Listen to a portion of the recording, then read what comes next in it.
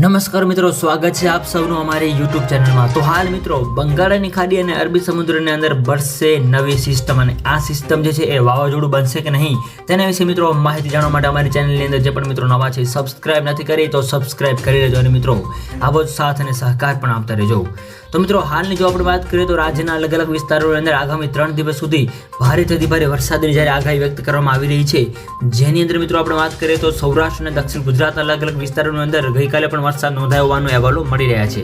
આ સાથે સાથે બીજી બાજુ જો આપણે મિત્રો વાત કરીએ તો અમરેલી, જુનાગઢ, ભાવનગર, સુરત, રાજકોટ, સુરેન્દ્રનગર, કચ્છ, પોરબંદર અને દ્વારકા તેમજ જામનગરના અલગ અલગ વિસ્તારોની અંદર વરસાદ ખાબકી શકે છે એવું હાલ અનુમાન લગાવવામાં આવી રહ્યું છે।